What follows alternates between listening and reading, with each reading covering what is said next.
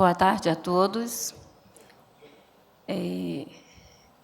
Eu vejo que no tema desse painel, dessa apresentação, diz respeito à apresentação do BNMP. E o que é o BNMP? Ontem, nesse mesmo horário, nós estávamos utilizando o sistema e eu e Érica vimos que o Brasil possuía 615.176 presos. Hoje, depois de 24 horas, nós temos um número diferente. Érica, por favor. Nós temos um número diferente. Hoje, neste exato momento, o Brasil possui 616.184 presos. Isso é o BNMP, é o dado real, em tempo real, de quantas pessoas privadas de liberdade o Brasil possui e qual a condição jurídica de cada um deles. O BNMP trouxe para a gente essa certeza, o Poder Judiciário atuava na incerteza de quantas pessoas privadas de liberdade tinha. Eu me recordo de uma conversa que tive com Marcelo Delladeia, que é desembargador do Estado do Paraná, e ele me dizia, e ele que já esteve na função que hoje eu ocupo, me dizia que em 2009 o presidente do Conselho Nacional de Justiça se virou para ele e perguntou: Marcelo, quantos presos o país possui? E ele respondeu: eu não sei quantos presos o país possui, e nós não temos, o Poder Judiciário não tem uma ferramenta que possibilite essa informação. Isso aconteceu em 2009 e hoje, quase 10 anos depois, é que o Poder Judiciário possui uma ferramenta que realmente diga qual o número de pessoas privadas de liberdade que o país possui. Isso é o BNMP, isso é a importância que o BNMP 2.0 possui para o Poder Judiciário. Esse sistema ele vem substituir o que nós conhecemos como Banco Nacional de Mandados de Prisão. O Banco Nacional de Mandados de Prisão foi uma ferramenta útil, necessária, mas que foi exaurida e não mais corresponde às necessidades do Poder Judiciário. E não corresponde porque, se por um lado a alimentação dele se dava via web service, com a transmissão de dados, a baixa dos mandados de prisão somente aconteceria se o servidor fosse lá e procedesse essa baixa. Isso fez com que o banco tivesse quase 700 mil mandados de prisão, sem que eles realmente fossem válidos, sem que eles realmente fossem exigíveis, estavam lá sujando o banco, vamos falar assim, mas, mais que isso, estavam provocando prisões ilegais, que todos os dias o CNJ era acionado para intermediar a baixa desses mandados de prisão. Então, o BNMP 2.0 vem substituir o antigo Banco Nacional de Mandados de Prisão. O Banco de Monitoramento de Prisões, como é chamado agora, Banco Nacional de Monitoramento de Prisões, ele tem duas formas de acesso, ele pode ser acessado via web e pode também ter transmissão de dados via web service através da integração dos sistemas dos tribunais com o BNMP. Então, ele tem duas formas de acesso. Ele possui uma padronização ideal de documentos, porque antes nós não tínhamos certeza quanto às informações que cada documento, que cada vara, que cada tribunal produzia. Agora, há apenas um padrão de documento com a imposição de uma numeração única nacional que vai trazer certeza de que esses dados estão sendo alimentados em tempo real, porque a resolução que consolida esse banco traz como regra de validade a utilização da numeração única nacional. Somente terão validade os documentos que trouxerem a numeração única nacional. Essa é a certeza que nós temos que a alimentação está acontecendo em tempo real e o magistrado, o servidor, são eles que estão alimentando esse banco e daí a certeza dessas informações. O banco, como eu já falei, ele contabiliza em tempo real o quantitativo de pessoas e não só o número de mandados de prisão, como acontecia com o BNP 1.0. Ele contabiliza todos os mandados, ele contabiliza todas as ordens de prisão ou de internação, bem como contabiliza as ordens de eventual soltura. Todas as entradas e saídas passam pelo BNMP 2.0. Eu vou pedir ao doutor Marcelo Mesquita que explique qual o funcionamento, como é o funcionamento do banco, porque foi o doutor Marcelo Mesquita que teve a ideia de transformar o que antes nós tínhamos com o BNMP 1.0 num grande sistema de gestão eletrônica de documentos. Então, ninguém mais acertado do que ele para explicar esse fluxo. Alô? Boa tarde, quase boa noite, colegas. Satisfação estar com os senhores. Como bem falou Fátima, a gente mudou um pouco a perspectiva do sistema e é importante que se compreenda isso, né? A premissa antes é que a gente tinha basicamente um cadastro, um repositório onde eu replicava alguma informação que eu já tinha. Ou seja, o que isso implica? Eu gerei informação em um banco, em um ponto, e eu replico como um cadastro. O BNP2 não, ele muda essa ótica. Você vai gerar o documento ali, ab ovo, originário, ele nasce dentro do sistema, seja via web, seja através do seu sistema legado, mas o documento surge ali. E dali você consegue inferir todas as informações. Com o BNP2, o servidor não precisa apontar o status do Marcelo é preso, em liberdade, foragido, procurado, não. Eu não preciso apontar que houve uma mudança de status de peça, eu não preciso apontar nada, né? O sistema, ele infere, né? Ou seja, dos metadados, são dados sobre os dados, ele consegue inferir e ir atualizando de forma dinâmica. Isso evita trabalho, né? Isso evita retrabalho, isso evita equívoco. Ou seja, o que nós temos que fazer como magistrados, o que nós temos que fazer como servidores? Simplesmente exarar, lavrar, fazer os documentos que implicam a entrada ou a saída das pessoas no sistema prisional. Então, essa mudança parece ser muito sutil, mas ela gera efetividade. Porque no BNP1, quando eu exarava o mandado de prisão, para eu soltar, eu tinha que ir lá e clicar, ticar. Opa, o juiz revogou, o juiz tornou sem efeito aquela prisão. E isso a gente sabe que pela demanda, vai ficar em última rácio o servidor fazer isso, né? Vai fazer as atividades do dia a dia. Com o BNP2 não. Por quê? Porque aqui, além do mandado de prisão, como bem falou Fátima, nós temos o alvará de soltura contra mandado de prisão, uma série de peças que a gente vai elencar. Então, como é que funciona, como é que é a premissa do cadastro? A primeira coisa é identificar as pessoas, né? Então, isso aí é uma coisa muito difícil, né? Por quê? Porque a gente tem a multiplicidade de cadastro das pessoas, as pessoas são subinformadas, subidentificadas, e como bem lembrou a ministra, e a gente só vai exaurir isso com a biometria, para a qual o banco já está preparado. Infelizmente, já fizemos até algumas tratativas com o TSE, a ministra autorizou, conversou com o ministro Fux, mas diante do período do pleito eleitoral, a gente não pôde andar porque o cadastro estava fechado e tudo mais. Mas o banco está preparado para receber, para amealhar realmente informações compartilhadas com o TSE, de modo que a gente possa, de forma inequívoca, identificar cada um, né, dos indivíduos que estão presos no nosso sistema prisional. Então, a primeira coisa é identificar a pessoa. E, como Fátima falou, a gente atribui um RJI, um Registro Judicial Individualizado para a pessoa.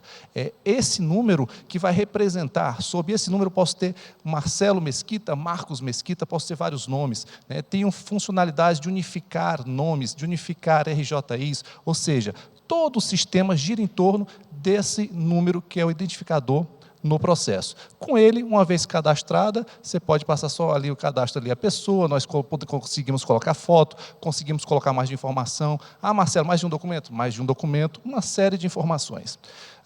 Uma vez cadastrada a pessoa, você vai conseguir fazer o mandado de prisão para ela, vai conseguir fazer o alvará de soltura, nós temos todas as peças: mandado de prisão, certidão de cumprimento da prisão, contramandado, né, que é para você desfazer aquela ordem que foi exarada e que ainda não foi cumprida.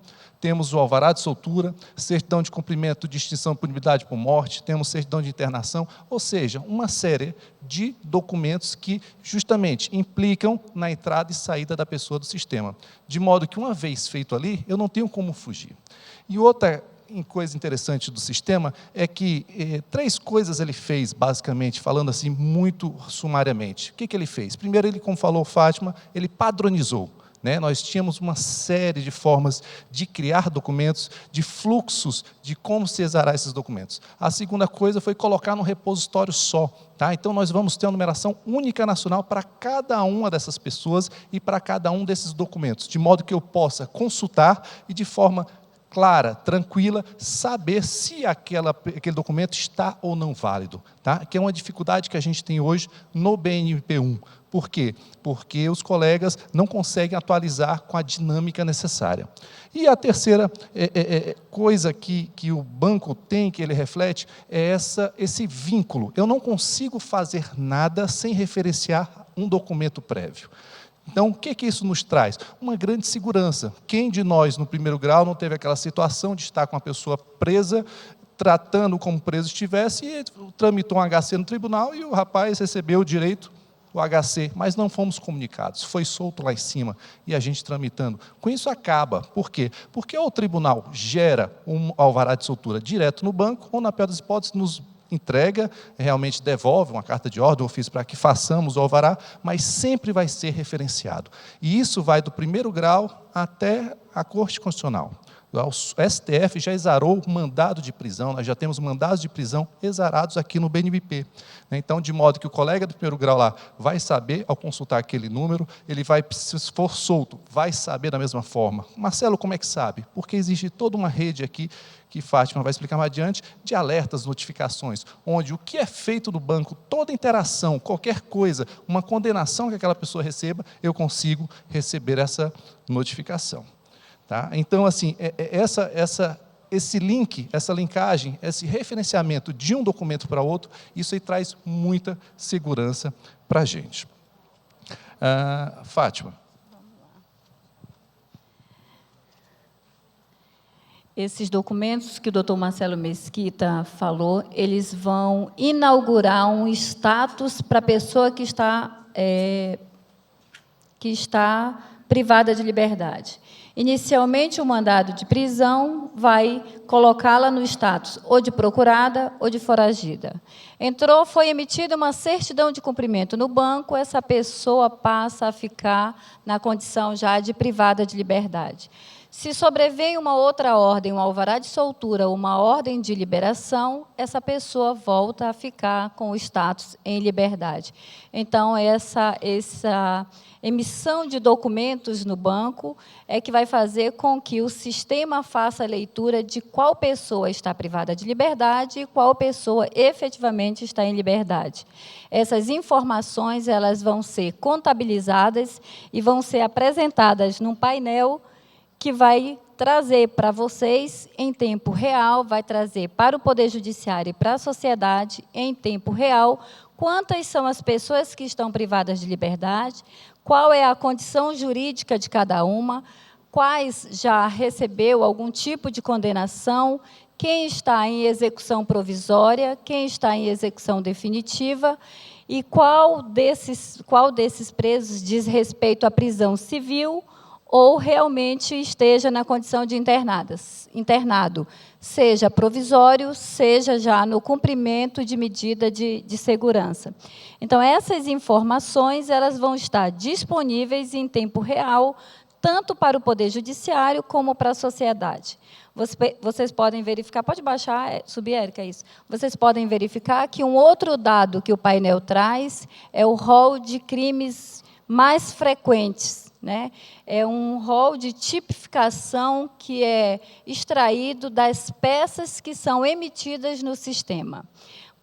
Por aí, nós vamos verificar quais são os crimes mais recorrentes, qual é a situação, qual o percentual que representa no quantitativo de pessoas que estão privadas de liberdade. Uma outra informação relevante que o painel também traz é a quantidade de pessoa que está privada de liberdade por unidade da federação.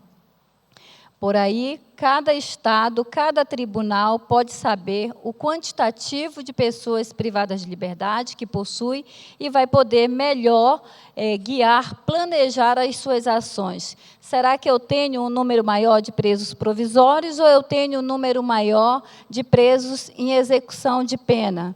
Então, é um parâmetro, é uma referência para que o tribunal possa eleger, possa planejar e executar as suas ações. O sistema também vai trazer, vai contabilizar o número de entradas e saídas. Até hoje, nós temos só alguns sistemas, alguns bancos de dados que nos trazem a informação de quantas são as pessoas presas de forma aproximada. Esse sistema não só vai trazer o número de pessoas que estão privadas de liberdade, mas vai trazer também quantas foram as que já foram liberadas e quais os motivos dessa liberação. Hoje, se nós perguntarmos quantas pessoas respondem ao processo em liberdade, só um magistrado muito diligente e que tenha pouco processo na vara vai poder dizer que liberou tantos para monitoramento, liberou tantos para medidas cautelares diversas da prisão ou liberou para prisão domiciliar. O sistema vai trazer isso também, vai trazer todos os dados acerca da liberação dessa pessoa. O Poder Judiciário vai avaliar melhor como está soltando, em que condições está soltando as pessoas que foram apresentadas ao Poder Judiciário.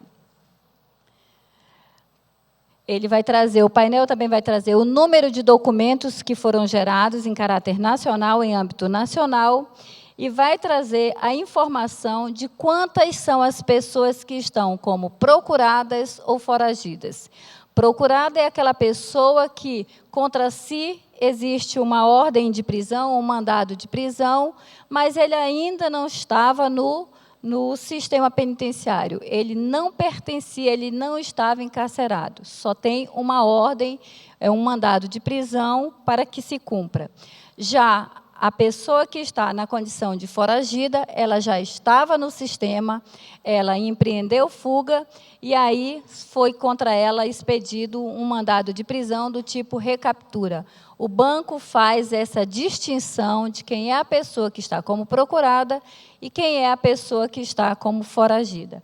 Essas informações todas constam do painel e podem subsidiar as ações dos tribunais.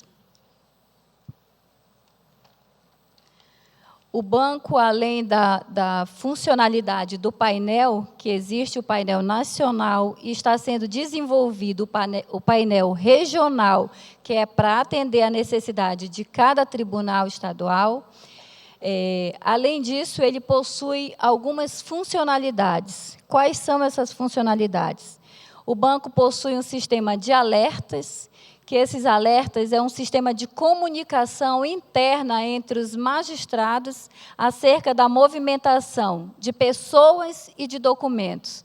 Acerca da movimentação de pessoas, o juiz vai ser informado quando uma pessoa é presa numa outra unidade da federação. Cumpriu um mandado de prisão, ele também tem um mandado de prisão dessa mesma pessoa, então o banco vai informá-lo que ele está preso em uma outra unidade da federação. As notificações também são um sistema de comunicação, só que é um sistema de comunicação para os atores externos ao Poder Judiciário. Essa ferramenta está sendo finalizada e, a partir dela, nós vamos poder ter outros órgãos notificando o Poder Judiciário de algumas ocorrências que dizem respeito à prisão e à soltura, como, por exemplo, a efetivação de uma prisão. Vai poder ser notificado direto no banco. Nós temos também como funcionalidades os relatórios que os tribunais, que o Conselho Nacional de Justiça vai poder extrair os relatórios que são necessários para o desempenho da sua função, que os tribunais, as corregedorias e os GMFs também vão poder extrair, e principalmente o magistrado daquela unidade, que vai poder extrair os relatórios pertinentes à gestão da sua unidade, à gestão do GMF, para poder melhor desenvolver a sua função, corregedoria e os tribunais. Como funcionalidade do sistema, nós temos também o portal, que é o acesso externo, é o acesso ao público, é um portal de consulta pública, que eu vou pedir que o doutor Marcelo Mesquita explique toda a funcionalidade dele. Colegas, o que foi apresentado foi o BNMP, o sistema que nós usamos dentro da nossa esfera, dentro do judiciário. E nós temos, naturalmente, um portal que dá visibilidade a algumas informações que não sejam sensíveis para o grande público. Tá? O que são essas informações não sensíveis? São todos os mandados de prisão pendentes de cumprimento. Tá? Mandados de prisão pendentes de cumprimentos, onde o magistrado não tem atribuído caráter restrito ou sigiloso. É importante lembrar que, dentro do BNMP2, nós temos 3 categorias de sigilo. O aberto, que é justamente o que propicia que isso seja visualizado no portal público.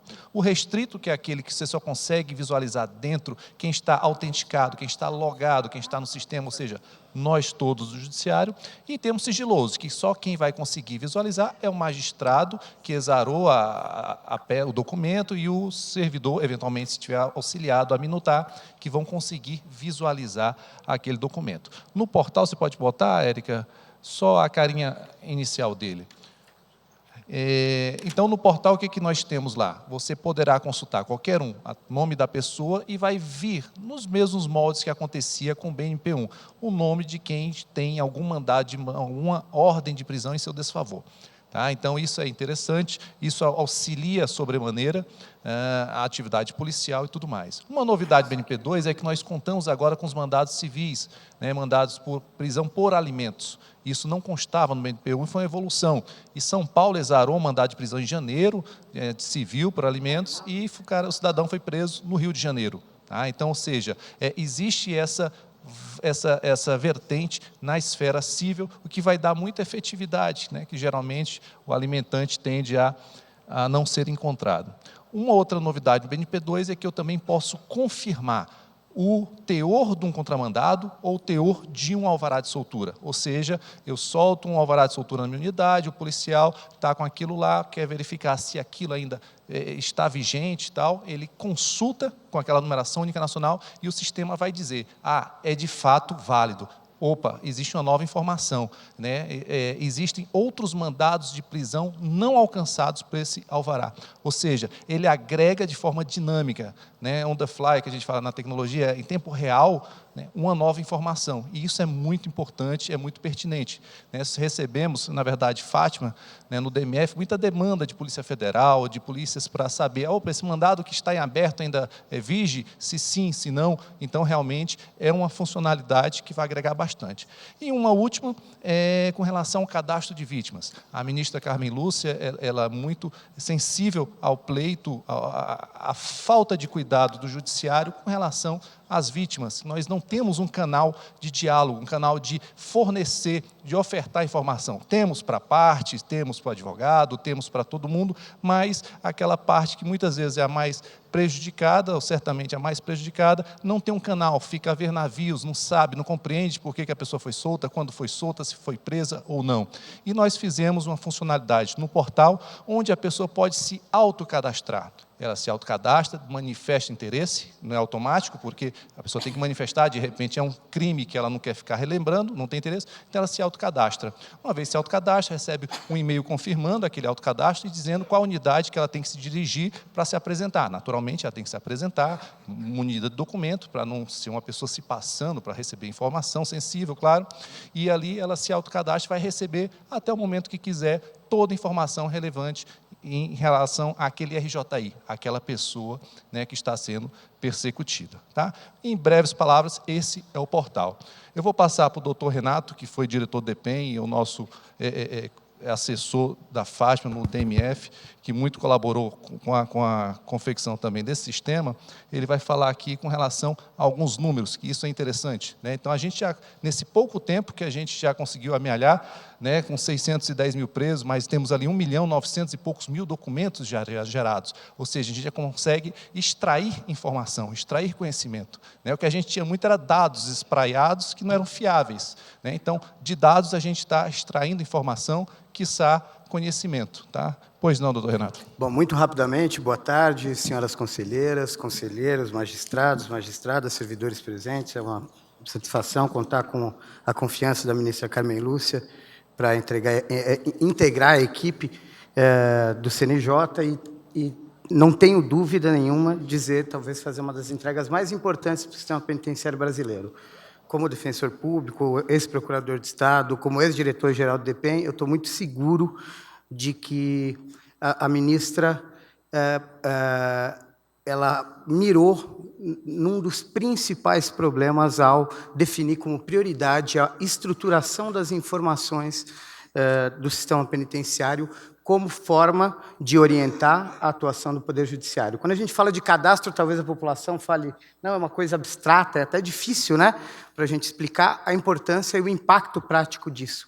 Mas eu não tenho dúvida que a gestão correta da informação no sistema penitenciário, ela tem um potencial enorme para impactar os próprios processos de trabalho e para o Poder Judiciário compreender melhor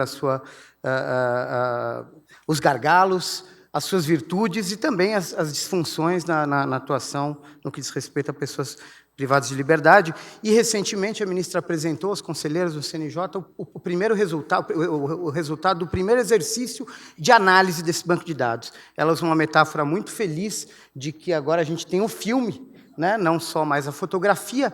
Para quem está habituado em discutir estatística criminal, sabe que a gente tem uma fonte histórica de mais de 10 anos aqui no Brasil, que é o Infopen, e depois o próprio CNJ, quando estruturou as informações do CNEP por meio dos geopresídios. Essas duas fontes de informação, elas trabalham os dados agregados no nível da unidade penal. Então, a potencialidade de análise dos dados, sejam os dados do perfil, sejam todos os dados processuais que são inseridos pela autoridade judicial, ou seja, pelo detentor da informação primária, é quase que infinita. E aquele relatório foi só uma pequena amostra da fotografia que a gente tirou no dia 6 de agosto. Eu vou tentar passar aqui voando pelos dados, pelo adiantado da hora, mas acho que esses dados já estão disponíveis ali no site do CNJ. Nessa fotografia tirada em 6 de agosto, nós tínhamos 602 mil privados de liberdade no país, aí compreendidos também presos civis e os internados com modalidade de medida de segurança. Desse total, quase 30 mil, 29.453, 5% mulheres.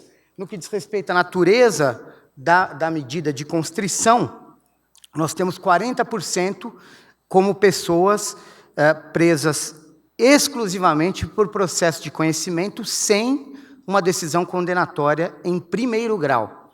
Tá? Não corresponde com o conceito jurídico do preso provisório, mas sim preso sem condenação em primeiro grau. Os presos já condenados, mas sem trânsito em julgado, correspondem a 25% e 35% em execução definitiva da sua pena. Pode passar. Esse gráfico apresenta um pouco melhor. Em relação ao tipo de regime, 75% dos presos, 74,09% para ser mais preciso, no regime fechado, 86.766 no regime semiaberto e um percentual de cerca de 6 mil pessoas privadas de liberdade no regime aberto, aqui entendida pela definição metodológica do BNMP, aquela pessoa cumprindo pena no regime aberto, mas vinculada a uma unidade penal, ou seja, que a gente está supondo que são as casas do albergado ou estabelecimentos congêneres, né? É uma prática comum em vários estados de você manter o semiaberto e abrir algumas vagas do aberto ali. O número de internados em execução definitiva de 569, 140 provisórios e 153 em execução provisória.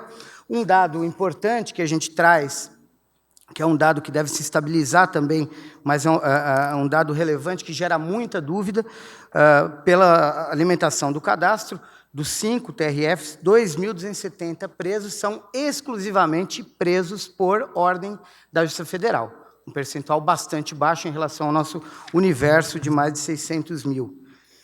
Entre a imputação penal, os tipos mais recorrentes aparecendo roubo, com 27%, tráfico de drogas, com 24%, homicídio, 11%, furto, com 8,6%.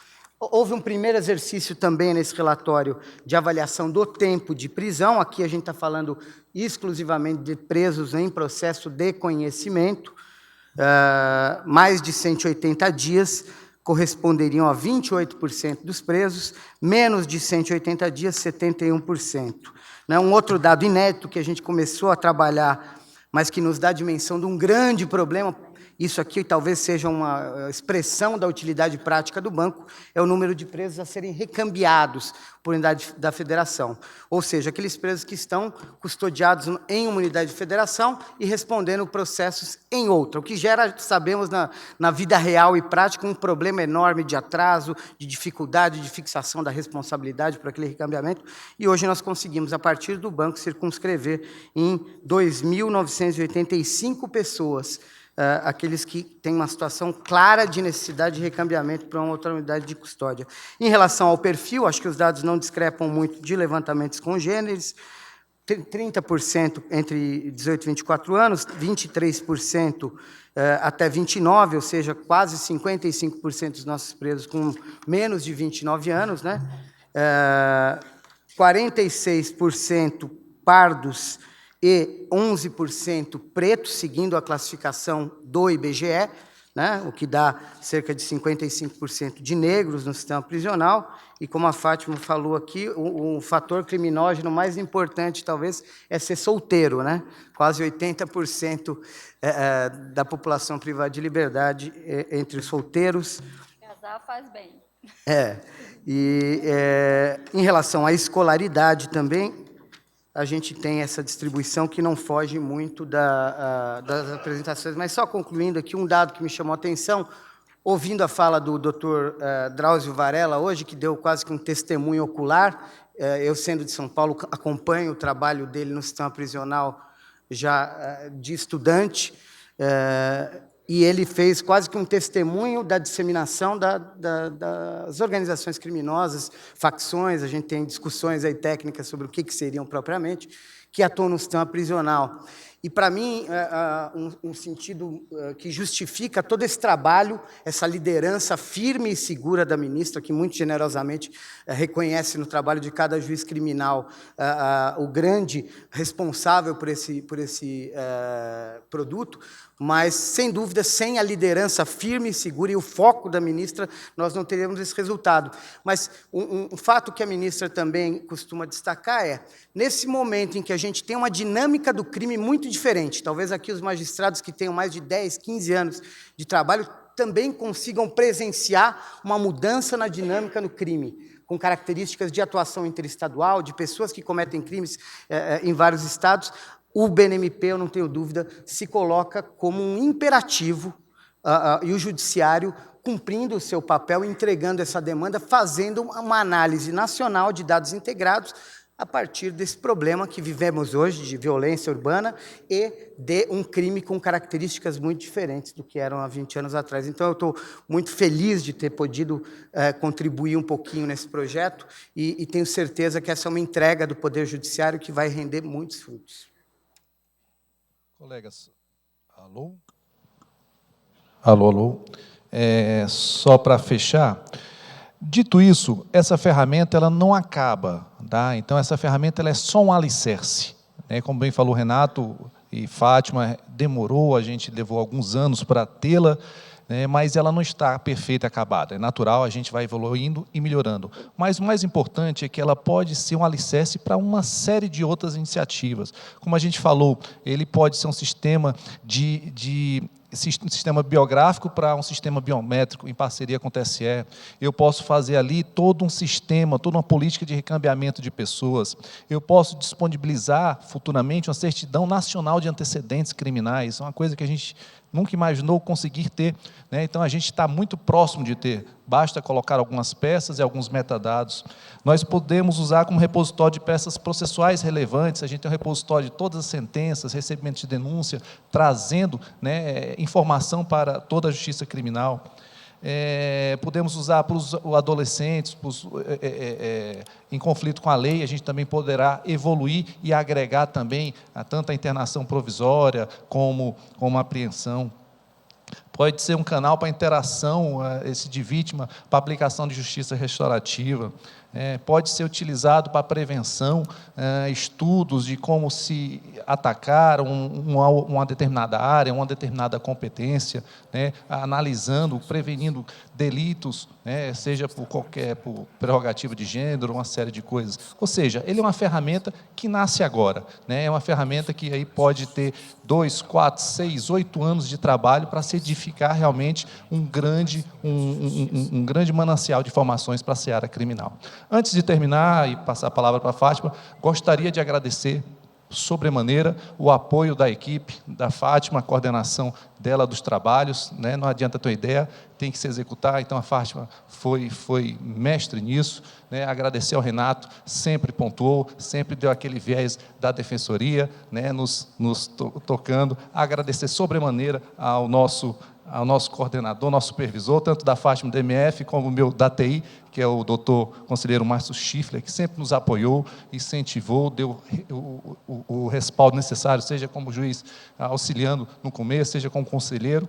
Tá? Muito obrigado. E agradecer especialmente, como a ministra falou, aos senhores magistrados, aos senhores administradores, né? Falou do Luiz, agradecer ao desembargador Nelson Messias, agradecer a desembargadora Elaine, que aqui está presente, foi o nosso primeiro piloto em Roraima, que tão bem nos recebeu, desembargador Erivan, que tão rapidamente, prontamente atendeu e cadastrou, Fábio Porto, do Rio de Janeiro, que em tempo recorde também conseguiu integrar o sistema. Então, agradecer a todos os senhores, que sem isso a gente não teria andado. E contamos com esse apoio, porque realmente podemos andar ainda muito nessa seara criminal. Muito obrigado.